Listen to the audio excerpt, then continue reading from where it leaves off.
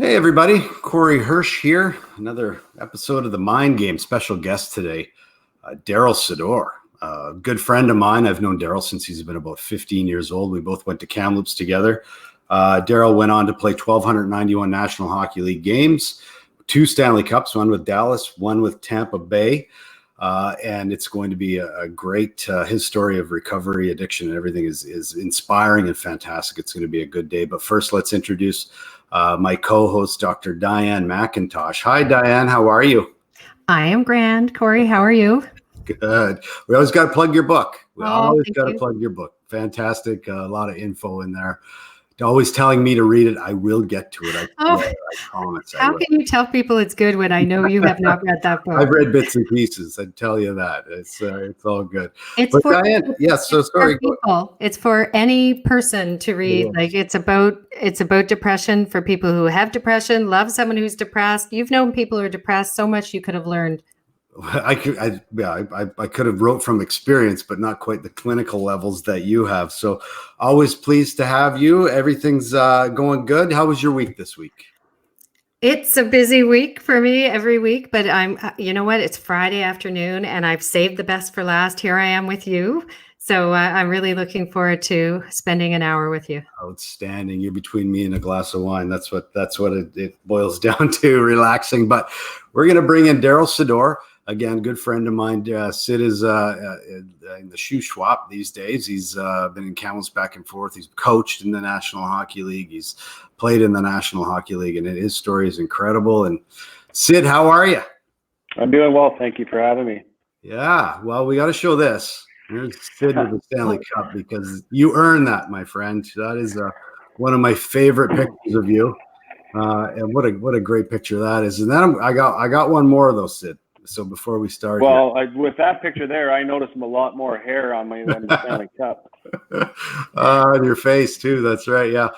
And this is Darryl and I. We won a Memorial Cup together back in 1992, and you can see Sid in the middle on the ice there, and me with we both quite young, 19 years old each. And Sid, could you imagine if someone came back to that photo after that day and from the future and said, hey, Darryl, you're going to win 2 Stanley Cups, but you're going to go through addiction and recovery. And hey, Corey, you're going to go on to the National Hockey League, get a silver medal in the Olympics, but then you're going to struggle with OCD so bad that you're going to become a mental health advocate in the future, right? You couldn't make that stuff up. You'd never be able to. You'd be like, what? I would tell the guy to go, get lost. That's not going to happen. So what interesting life paths. Yeah. But I'll just get you to start with your story. Sid, we played junior hockey together, and I got to be honest, you are the last person I ever thought would struggle with alcohol. You were very dedicated, very focused. When did you have issues and troubles back then playing junior hockey? Yeah, no, you tagged me right there. I never had any issues back when I was playing junior hockey or growing up drinking or social partying and all that kind of stuff. And I never even had it really with, heading to the National Hockey League. I wasn't one that was a big drinker. I think things that started younger for me, I've been battling alcoholism since 2014, my first treatment, but probably battling alcoholism before that and not coming to grips with it. But, I don't know which way to go, but for me, being able to look back at it now, I was dealing with a lot more of probably OCD. I was dealing with things that I can control because in my upbringing, I never really had control of it from my inner child, from growing up. I loved hockey and I wanted to play hockey, but I wasn't able to really be a normal kid and experience different things. So, once I got on my own, a lot of people don't know this, but, I became anorexic in probably about 93, 94, somewhere in there. I do remember. Yeah. So, I had things in control. I wasn't looking to alcohol. I was looking to things that I can control. I could control my eating. I knew how much a Diet Coke had for calories or a baked potato. And it really affected myself. I was with my wife, Charlene, at the time. We were high school sweethearts since 16, 17. But You know, the first time I got traded from Los Angeles to Dallas, I was always, well, let's take it back. I'm kind of going a little too quick. I was not a physical specimen, you'd say. I always had a little bit of extra meat on my bones and ate well. So, you know, my food intake was something that I could control. I got drafted by the Los Angeles Kings, and in a matter of 5 years, and my last time I was about 198 pounds, but I got traded to Dallas in 95, 96. So I was weighed 176 pounds playing in the National Hockey League. So that's my first dealing with mental health, or, you know, and OCD or anorexia and stuff like that. You know, later on that summer, I got together with a trainer here in Kamloops, JJ McQueen, as you know, was in Dallas and helped me with a guy by the name of Dev Mitra. And then I got to see counseling and help with that one thing. So obviously it's led to others. I'll ask you this too. So for me, when I was with Vancouver, I mean, I had my struggles that I didn't tell anybody, right? Like I tried to hide it. Did you try to hide your anorexia and that from your teammates and you know, and try to hide it from the trainers and the team, or were you able to kind of reach out and ask for help at that point? No, I still wasn't able to reach out and ask for help. That was just not the way I was brought up, to ask for help or show feelings or, you know, hey, what do I do here? I did not really, I'm not sure if I really hit it, you know. I didn't eat, so that's noticeable. And I had excessive training. So you get ripped, right? You look like you know, yeah, I get it. People, you know, at one point, I always thought if I lost a couple pounds, I'd be faster. Well, it got to the point in Los Angeles where some of the players, Rob Blake and these guys, my friends, were starting to notice it really, really affecting me, and, you know, talk to the trainers, and, you know, they were worried. I mean, I would ride the bike for an hour after a game, or, you know, do these crazy things that the heart probably couldn't have kept up with, you know, although it did. Yeah. And you know what, Sid, I apologize for this, because you know what, in junior hockey, we used to make fun of your weight. I do remember that. And, you know, we were just being guys on the bus. That's right. Like, guys made fun of me. We made fun of each other. That's what we did. But, you know, I don't know if that's where it started, but, you know, that's something that could have had an effect on that. You know, and I apologize for that right now at this point, but, you know, we're both have gotten through this. I mean, I was called lots of things on the bus for sure. That's just the way it is. But, you know, I understand your struggles and the feeling like, did you feel like you couldn't reach out and get help because it wasn't the manly thing to do? Or did you feel like, you know, you didn't want anybody to know, or it just wasn't in your DNA to reach out and get help? From what I know now, it was in my DNA. I wasn't able to reach out. I wasn't taught that at a young age, is to show feelings and reach out to people. The biggest thing, you know, I was told, whatever it was just suck it up and get through it. And, you know, that's the thing of willpower. You know, when I got into my addiction and been to my treatments, and I've been to 4, I did not know the difference between willpower and willingness. You know, willpower for me, it got me through a lot, you know, playing the game of hockey, but it also hurt me a lot too.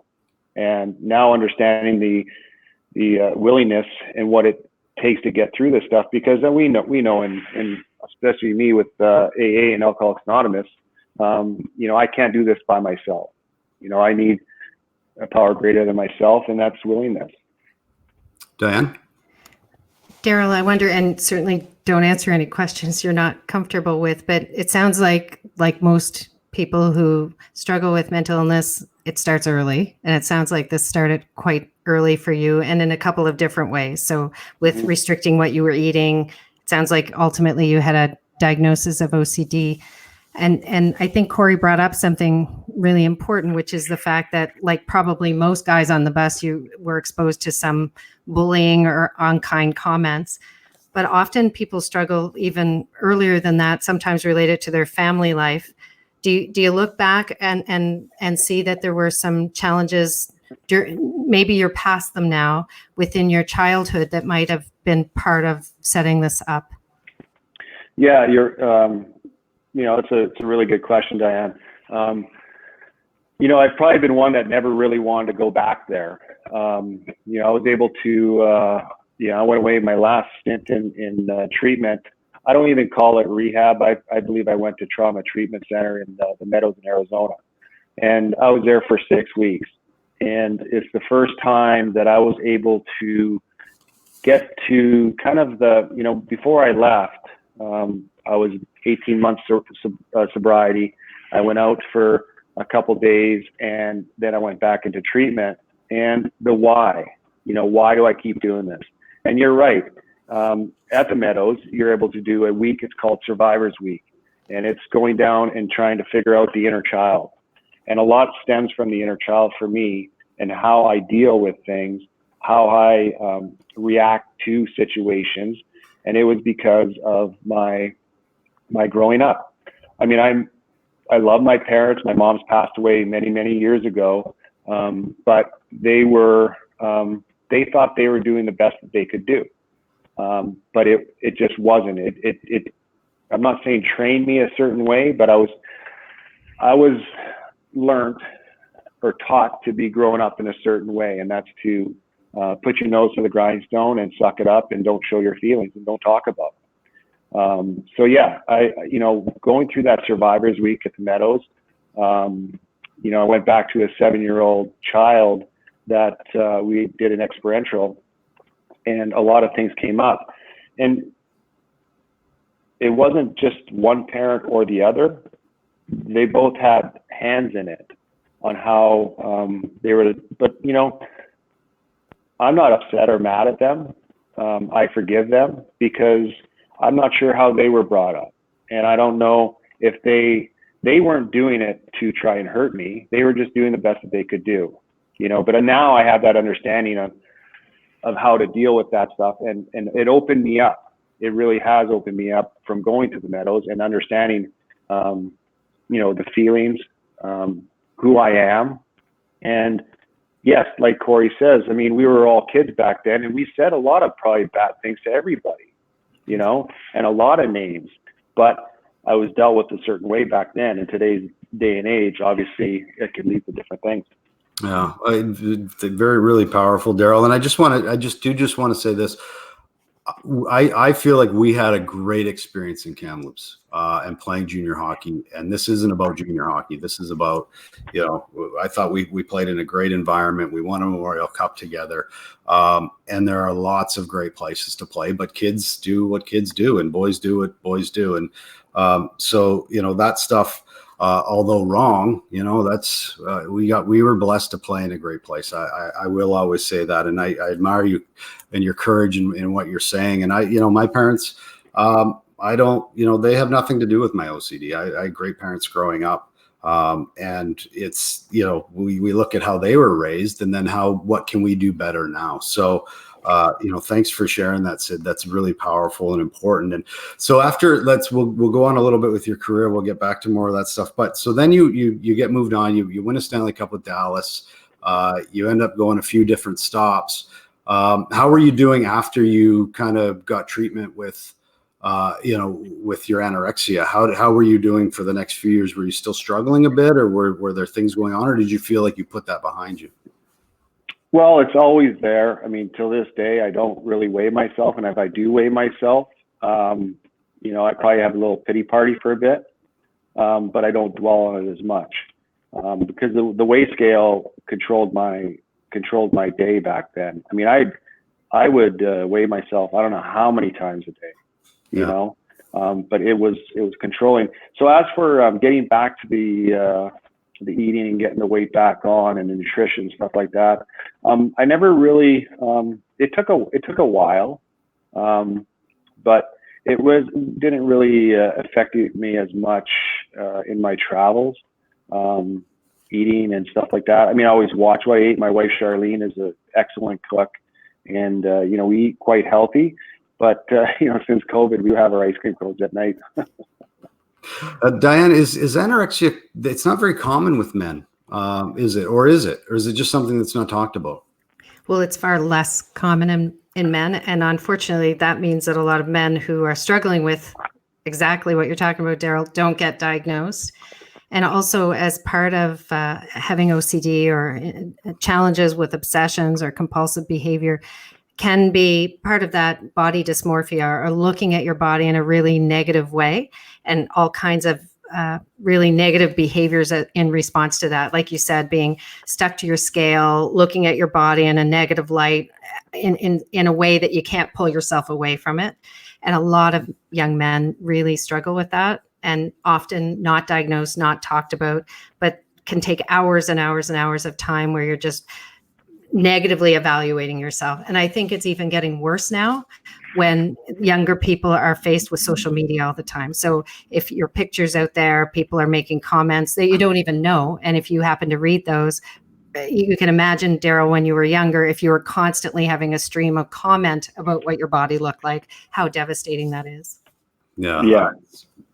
Go ahead, Darryl. Yeah. Absolutely. Oh, go ahead. No, it's fine. Go ahead. Yeah, no, it's that's what I wonder, because it's like I struggle with it. I struggled it through, especially going to be a professional athlete, Sid. Like, we were supposed to look a certain way. We were supposed to be a certain type of fitness. We were supposed to have a certain type of body fat. And you look around the room, and there are other guys that are absolutely ripped. I didn't have that body type. That wasn't my body type. I didn't put in the work either, so that probably didn't help. But I didn't have that body type, right? You weren't that body type. So there's such a different dynamic with that. But, Corey, I'll just go back on that a little bit. I remember it just came to me in Columbus. We had John Tortorella as a coach there. And we had a really, really intense training camp and physical fitness testing for it. I was not, like you say, everybody's body type's different. I was not one. They traded for me. I was an older guy, kind of brought in for leadership. Actually, sorry, it wasn't Columbus. We had John Tortorella in Tampa. Yeah, in Tampa. And one of the things was his fitness testing. It's a grueling, not only just one day. It's about 4 days. Yeah. And one of it was running. We had to run a certain amount distance in a certain time, or else you're kind of penalized for it. I'll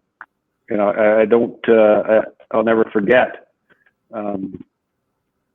They asked me, about running. I said, what does this really have to do with,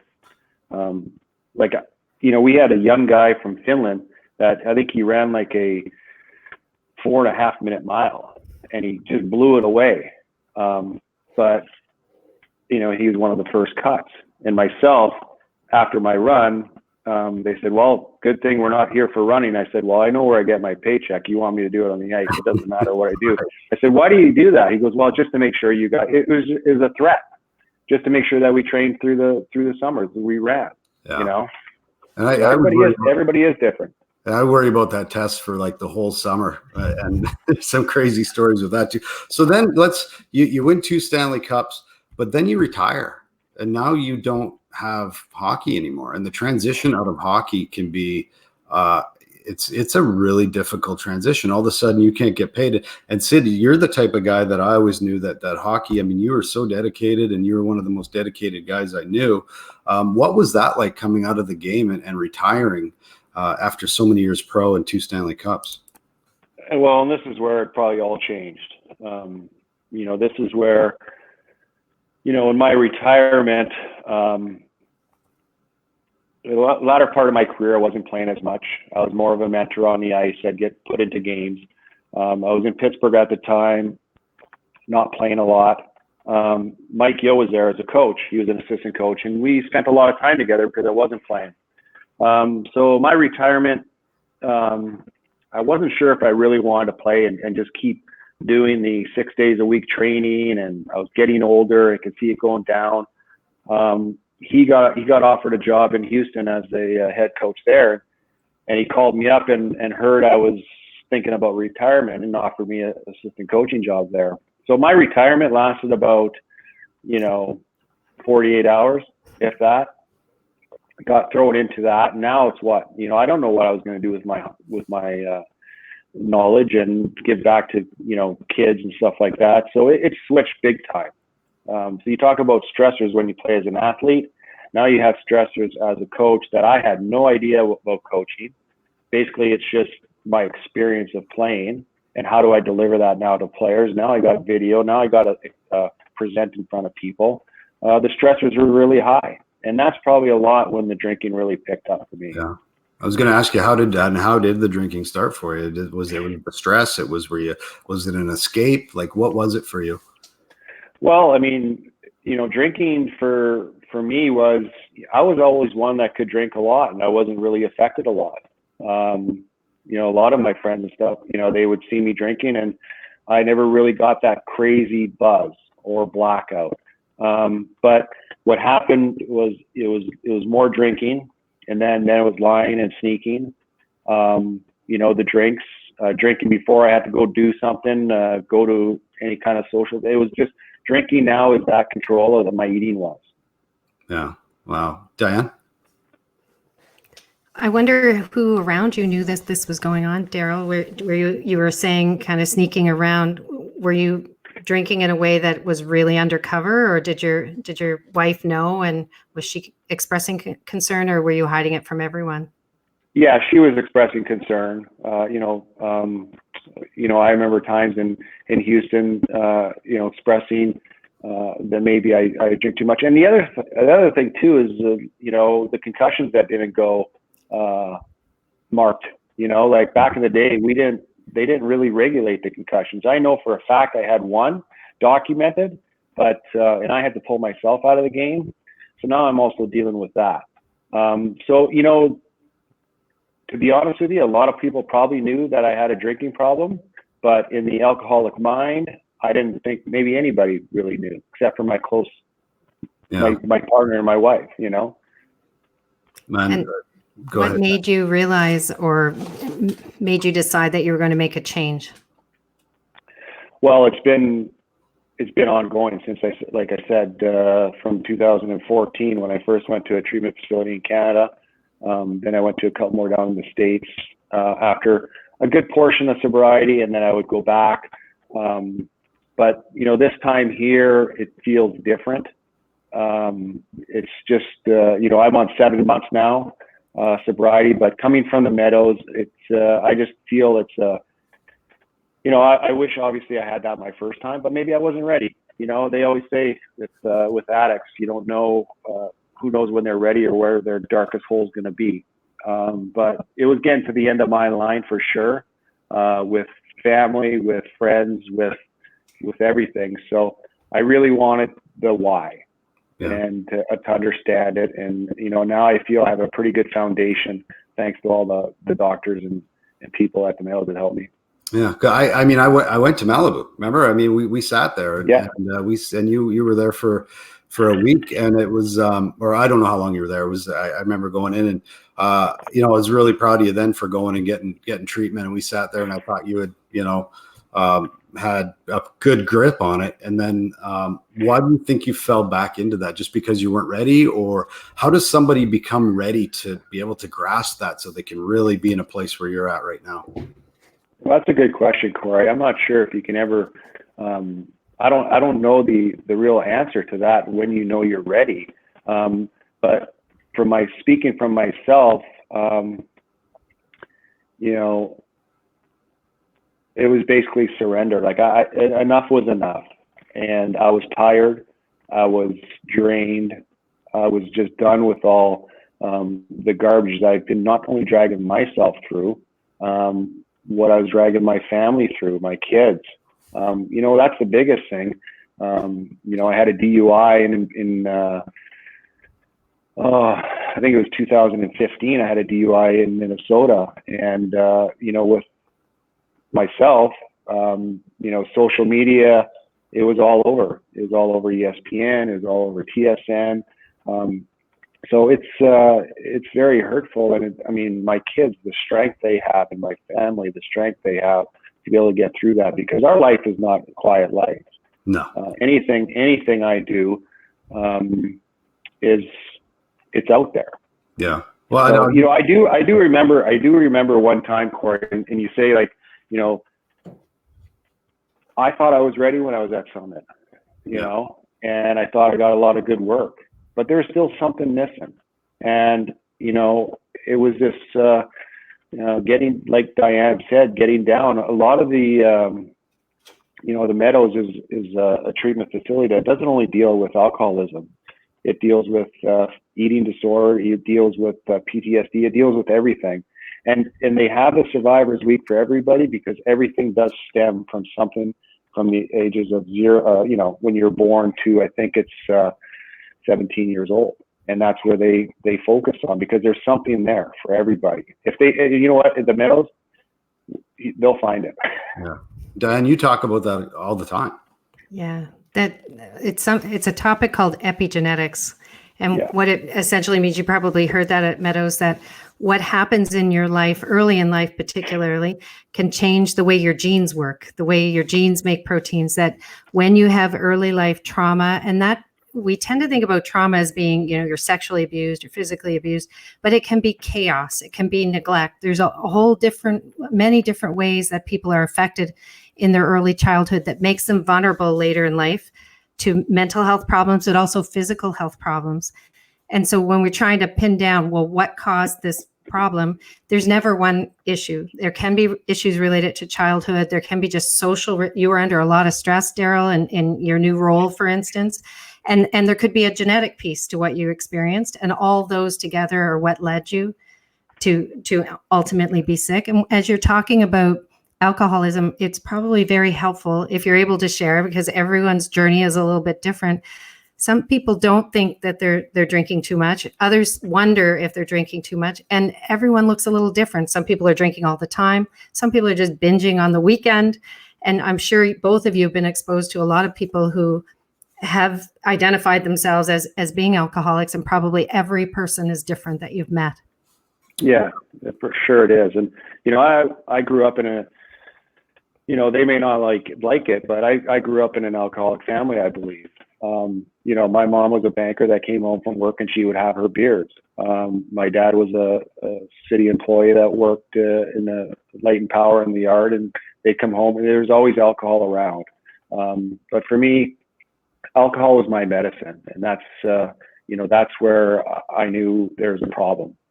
It wasn't the occasional, I'm not the normie. I can't be a normie, because I just have a chemical imbalance that I'm allergic to alcohol, and I don't know what's going to happen. And one is not enough, and 1,000 is not enough either. So, I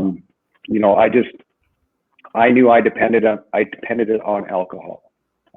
I needed it to. It was my medication. Yeah. And Darryl, you and I have talked, like I had my issues too, where, we had talked after, an incident that happened in my life. I went through a time too. And now it's something that I have to watch. It's moderation. And it can affect any of us. And in fact, growing up, alcohol is glorified. Like, I remember playing junior together, Sid. Like, remember, it was like, that was the thing. You'd get beers on the bus, and it'd be the rookies would have to pass them to the back of the bus, because that's where the veterans sat. And you got 1 or 2 beers, and that was it. And then if you're underage, you weren't allowed to drink, and you had to pass them back to the guys that were of age. So, right from the get-go, like, we were taught that, alcohol is something that's glorified, and it really isn't. I've seen it destroy lives and families, and, and Diane, you can speak to this because you've seen a lot of that, I'm sure. Well, to your point, Darryl, I think a lot of people who are struggling when they're younger with mental illness starting, and that's generally when it starts, is in the teen years. Corey's experience certainly was the same. You don't know who to talk to. As you said, you grew up not being comfortable, I guess, expressing what you're going through. And so how are you going to manage those feelings, those experiences that you're having? Well, I'll just numb myself out by drinking. So your drug of choice was alcohol. And of course, unfortunately, a lot of people are choosing other things and end up with opioids or cannabis, whatever it is that people end up. Really, the only way that they can cope ultimately is by using a substance. And it sounds like that's where you ended up as well. Yeah, exactly right. Yeah. And my, like you say, going back, about the abuse and the trauma and stuff like that growing up, I was never physically abused or anything like that, but, getting down to it was a lot of emotional abuse, not having the, that's basically what it came down to. Yeah. Did you suffer, like, was it anxiety? Were you depressed? Like, what did you deal with mainly? It wasn't so much, I don't think, depression. I think it was more probably anxiety of, not, although I had a really good career and was able to accomplish a lot, not being strong in my own belief that I was good enough, because I was never taught that I was good enough. I was always had to get better and better and better. So I pushed myself extra hard. And, that's probably one of the biggest things is I never ever thought I was good enough. Yeah. Yeah. And, another thing that I want to touch on too is the support of your partner. How big of a role your wife has had in this. She's, I've known Charlene for a lot of years, and I've always had a ton of respect for her. How important is the role that she has played in your sobriety and your journey as well? Well, it's obviously really important. I think it's huge. The amount of love, compassion, and understanding that she's still with me, to be honest. We have an outstanding family, but I think, for what I put her through, the ringer of being, living with an alcoholic or an addict, not an addict, but an alcoholic, it's been trying on her. And, but the support she's always has amazes me to this day. And really since COVID's happened, and the professional help that we've got with therapists and stuff like that, being quarantined has been a blessing for myself and the family, really. I cannot remember the amount of time that we've had dinner together, this whole time, because we run such busy lives with kids, hockey this way or that way, and things going on. You're not able to sit down and have a meal together, but we've been able to have a lot of good time together through this.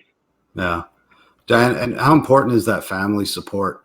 And to what extent, do you give someone chances? Do you give somebody opportunities? What I love about Darryl is that he's not giving up on himself, right? He's just not saying, oh, I'm not going to get help. I mean, this is a man that's trying to help himself. This is a man that's gone to therapy. This is a man that has checked into facilities. And how important is that he's been able to do that? Well, I guess there's two parts to your question. One is the most important protector for mental illness, for your ability to get through it, is being loved by someone, by having social support. So Darryl knows that. I know, because he's had a partner. And by the way, your greatest love of your life is usually your first. So you being, high school sweethearts and ending up staying together, those are the marriages that tend to last the longest. Even if you lose your early love and then find them later in life, that ends up being a marriage that lasts forever. That's quite an aside. But family support, massively important in making it through that. But then we have to realize that empathy does have its limits. And so, Darryl, obviously you're reflecting on the fact that, yeah, she stuck by me, but she was traumatized through that experience, right? You think you're going to lose your partner whom you love, you watch them falling apart, but you obviously have a very strong relationship that you've been able to pull it back together and find that sense of love and family again through all that. One thing that I want to mention, because it's so important whenever I talk about trauma and the importance that it has on later life, maybe causing you to have mental or play a role in mental and physical health, because you have experienced trauma, abuse in your background, it's not a fait accompli. It doesn't mean for sure that you're going to have mental illness or you won't be able to recover. It's part of everyone's journey. But to your point, Darryl, it's valuable to understand where you came from, and it certainly made me, or where your symptoms came from, but understanding the power of an early life experience and how it can lead to mental health challenges, physical health challenges, I think made me a more empathic psychiatrist as well. It gave me more patience because it helped me to recognize that people come with a whole bunch of stuff that they didn't ask for. And so it gives you more patience as a caregiver. And I hope it gave you more patience with yourself. Yes. Yeah. Yeah. No, well said, Diane. And so, Sid, if you could, for someone that has a partner out there that's listening, that's struggling like you were, what is something that you can offer them right now, of hope or encouragement or support? How do you support someone, who they might have a partner that's dealing and struggling with some of the things that you did?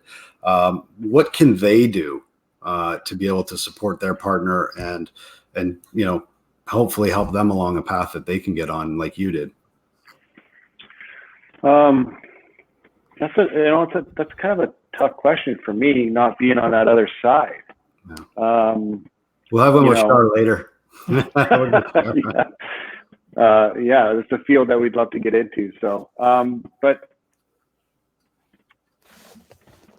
the understanding of addiction, alcoholism, any kind of eating disorders it's really important for the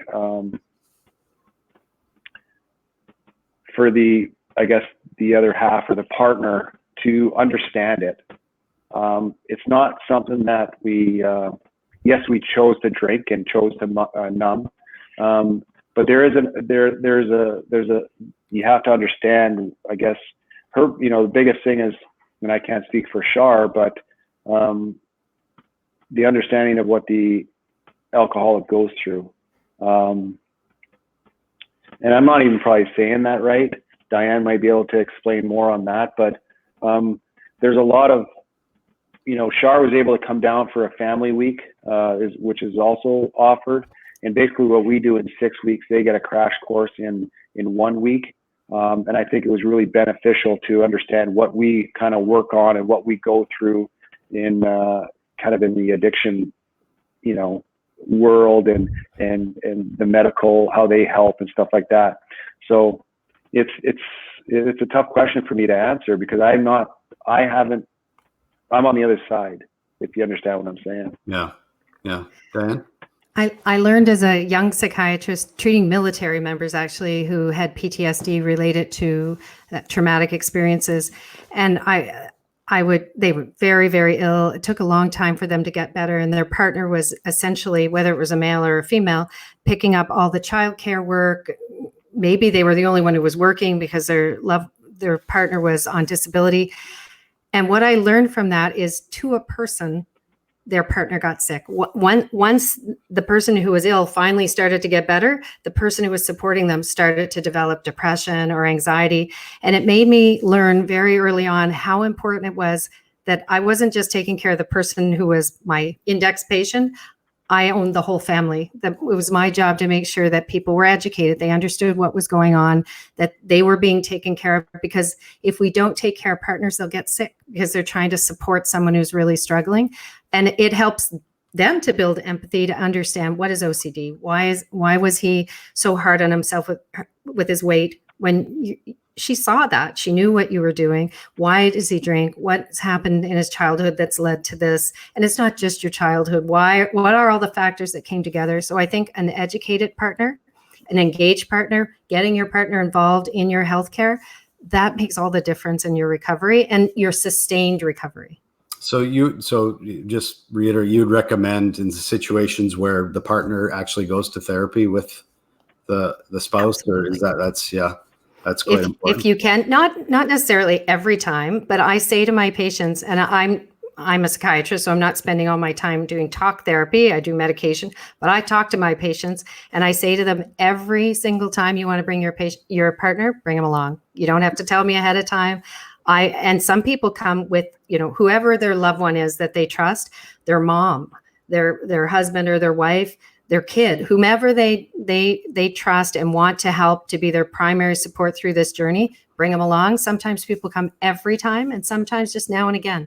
Yeah. And Darryl, you're very open about all this. I imagine you're very open with your children as well. And how important is that to speak with them about, what you've gone through and, things for them to watch, as they're growing up, and letting them know, like we had an episode where I had my daughter on last week, and we'd always talked about mental health throughout growing up, and it actually, really helped her. So, whereas mine came on, my parents we just didn't talk about it. Right. How important is that role of you talking with your kids and supporting them and having them involved in mental health in your home? Well, I think it's a key. It's of high importance to understand. Obviously, myself going away and getting professional help. I've traumatized my kids and I've traumatized my wife.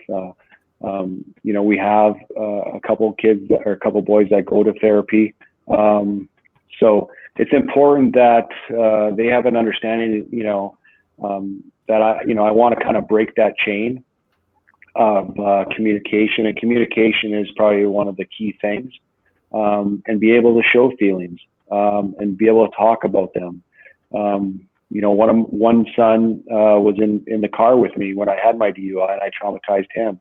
And every time I went away for treatment, it's traumatizing to them that their dad's leaving them again. So it's important that we're able to talk about things. And that's where my wife is outstanding. She's a very strong woman.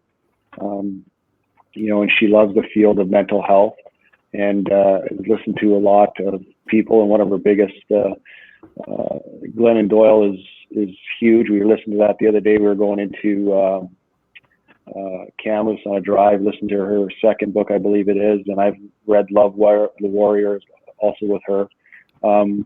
So, just understanding a little bit of the mental health, but it's so important to be able to involve your kids in it too, like Diane said, through your therapy or through your, when you come home, to be able to talk to them, because it's not a one-way street. And, that's one of the things, me growing up, I was never able to talk about it. And to be able to break the chain, whether they drink or not, or whatever they do, to have the understanding that we can still talk about things when they struggle or when they are good.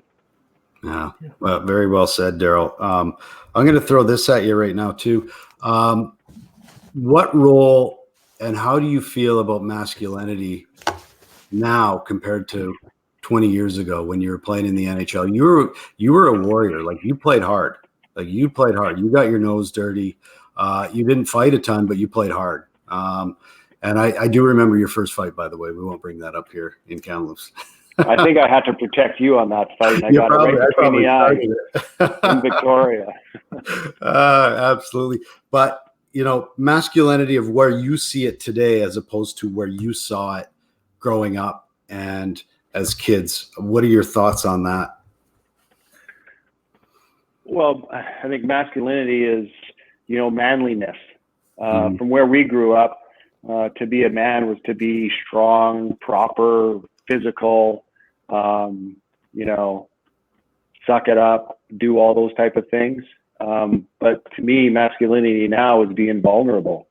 Yeah. And I think that shows nothing but great strength, to be able to be open, to be able to be open to talk about it. To me, that's masculinity. Vulnerability is probably one of the biggest things that I've had to overcome. Yeah. Because of just where I took my career and what I did. Because anything I ever did, it would get out there, bad, let's say. Maybe not so much the good, but the bad always got out through social media or whatever it was. Being vulnerable, I think, is one of the greatest strengths that is one of the greatest strengths you can have, because it opens up. And if you're open up to willingness and talk and open to other people, I think that's where, to me, that's what masculinity is today, is to be okay in your own skin. Like Diane said, is to feel good about yourself, to be able to talk about it and not worry about what other people say. Because I've learned now, even with some people watching, that, I feel good in myself, and I cannot really worry about what the other person thinks, because that will take me down the wrong road. How do you talk to your kids now, Darryl? Because I brought up about social media and how it's changed, even just over the last few years, where kids are constantly exposed to haters online and people making comments about them personally, maybe people they don't even know, reflecting on a picture. How do you talk to your kids about that? How to manage the world of social media? Well, it's tough. It's the one thing that we have to do right now. Shar and I are talking about just how to limit not social media so much as gaming. Yeah. This gaming is kind of, it's out of control. And it's something that we have to, we're trying to talk about limiting that kind of stuff, because you're right. You get on there with other people that you don't do, or something said. Yeah, we've had, not to get into specifics, but we've had it where we've had to come up and talk to, our son about what was just said, or what he just said, and how to treat other people. Because it's a microphone, you're not there, and people say what they want to say. And, it could be right. It can't be right. Yeah. And that's, so there's, when we had Clint Malarchuk, I Google Clint Malarchuk. What's the first thing that comes up? Pictures of him getting his neck cut, right? Like, I Google your name. What's the first thing that pops up? Darryl Sydor, DUI, right? I Google my name. What's the first thing that pops up? Corey Hirsch, mental health, OCD issues, right? Like, it's such a fishbowl that we live in, and all the wonderful things that you've done, or Clint's done, or I've done, those usually aren't the first things that pop up, right? Those aren't the things that pop up. And it's tough to live in a spotlight like that, and well earned, right? I mean, we were blessed to play in the National Hockey League. Your career was much better than mine. But in the same sense, it's tough to live around that. And it's tough when your kids see that stuff, right? When they Google your name.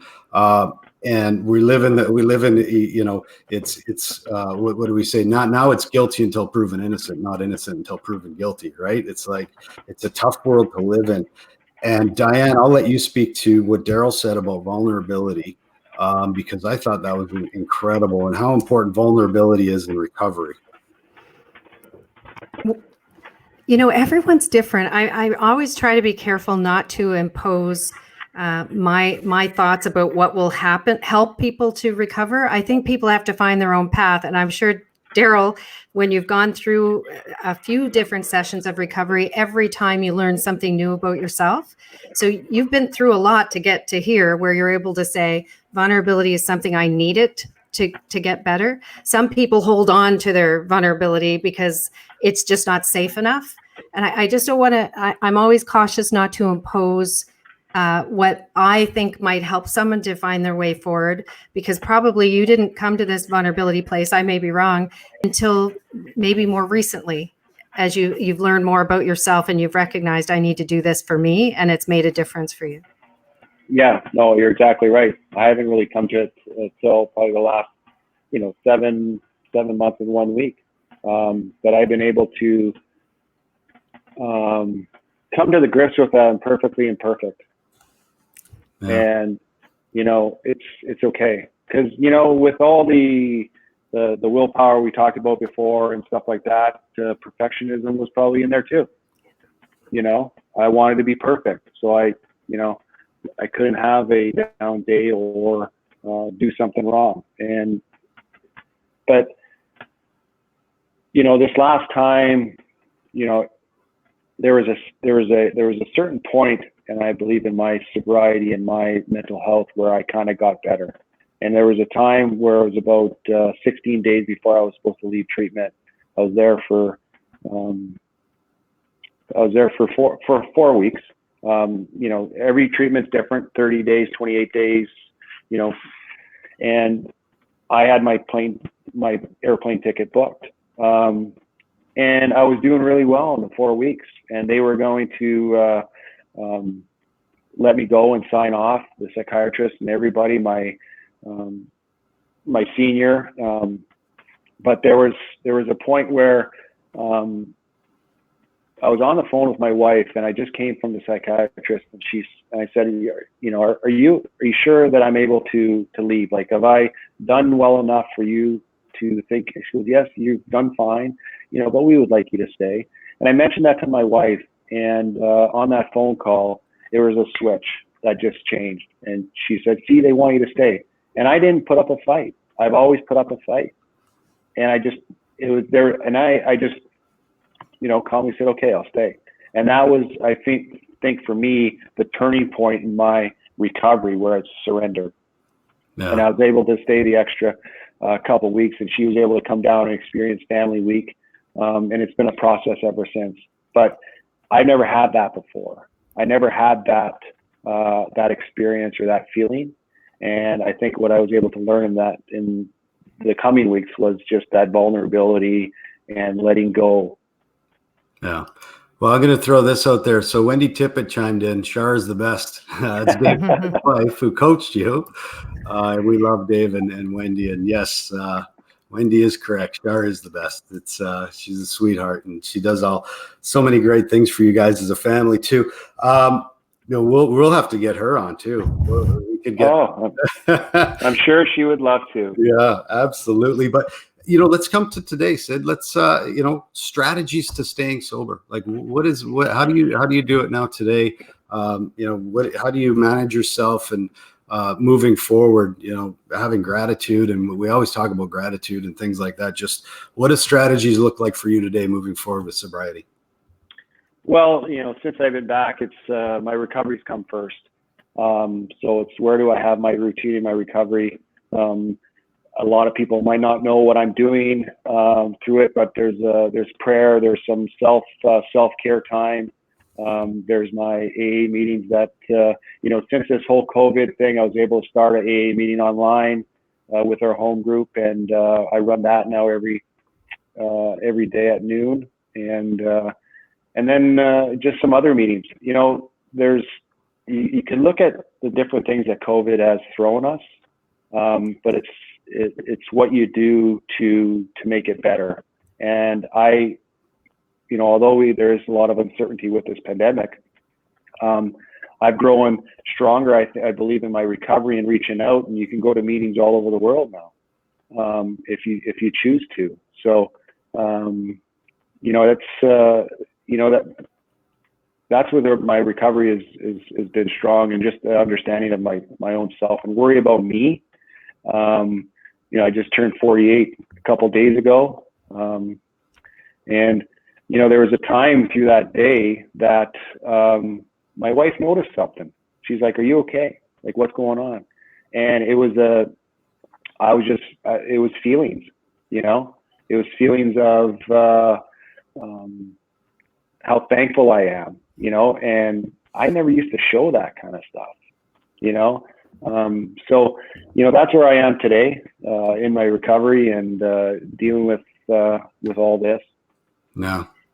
I love what you said about what I believe in my DNA, honestly, which is out of terrible things. I learned this from treating people who have PTSD, is that out of horrible things, good things can come. So this horrible pandemic that the world is living through, but there are good things that have come from this for many people. And I think trying to find those silver linings. Darryl, I wonder if you would speak for a moment about a gift that I give myself. And I know, because I heard you say it at the beginning, and I wanted to come back to that you've given yourself, which is the gift of forgiveness. That every time I forgive someone, it's not for them, it's for me. And you talked about, you've moved past some of the stuff that's happened in your childhood. But I think one of the greatest challenges when people have gone through as much as you have is actually being able to forgive yourself. And how has that been? Are you still on that journey, or do you feel like you're there? I think that was probably one of the biggest things too, is to forgive myself. You have to forgive yourself before anything else. And, I think I've been able to do that, but my actions are going to speak a lot louder than my words now, because I used a lot of words. I don't know how many times I've used sorry, or I won't do it, or all that kind of stuff. Those don't mean anything anymore. It's my actions that speak louder than words. And until I was able to forgive myself and move forward, and forgive my childhood, and not use that as a pity party or a stool for going back out. Understanding of that now and moving forward to strengthen. And there's no better thing now in what we can do, like Corey's doing and yourself's doing, is spreading the word. That's my ultimate goal, is to spread the word, because if we go back a little bit to retirement, stuff like that, I wasn't prepared for retirement. The NHL got me into the NHL to play hard and work hard, but once that door closed, we didn't have those avenues, and Corey probably knows that too. We didn't have those avenues of mental health preparation for retirement. And we've seen so many people go down the other road, and then the doctors are there when you've stumbled and you're on your knees. and that's one of the things I'd like to get into, is to try and spread word for people, early retirement or whatever, to try and get out, because you put so much time into this physical straining sport, but the mental side of it, it's going to come and bite you in the ass if you're not getting strong or getting any help. Just like the alcoholic. If I'm not doing my recovery, I got this devil on this shoulder that's pumping, just waiting for the tires, pumping his tires, waiting for my one slip up.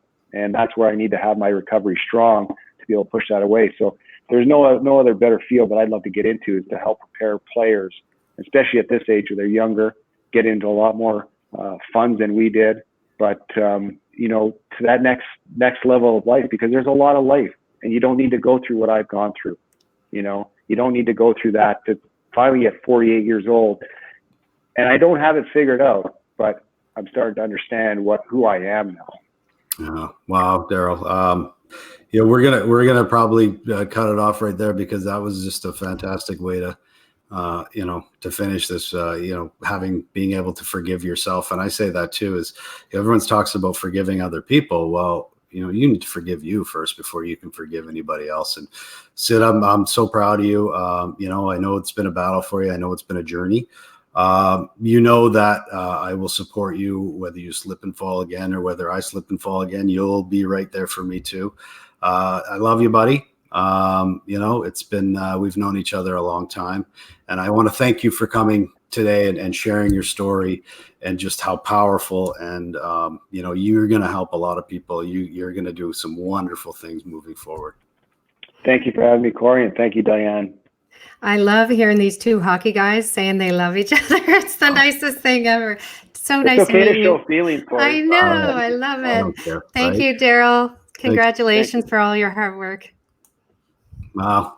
What a story. Hey, just incredible. And he's going to help a lot of people. And that's, there's healing in helping others. That's, every time I do this, I get healing out of it. I mean, it takes me a couple of days to come around again, but I don't know how you do this for a job, because it's draining just to, and just, but it feels so good to hear it. And Darryl is, like I said, I've known him forever, and just so proud of him for getting the help. And you know what? He might slip and fall again, but that's okay, because I know he's going to get better. I know he's going to do it again, and he's going to go out and he's going to get help, and he's going to do awesome. So hopefully this is it for him. Hopefully he continues on this path. It sure sounds like he's in a good place. I don't think there's anything that makes us feel better than helping others. We all go out and we work, and we got to get a car, or, pay our rent, take care of ourselves. But that you do for others and help others, it makes such a massive impact on how we feel about ourselves and the world. Something we need to follow up on at some point is the challenges of retirement. And it's not just if you're struggling with a mental illness, it's actually, even if you don't have a mental illness, moving from being an elite athlete into the real world, that's a challenging journey.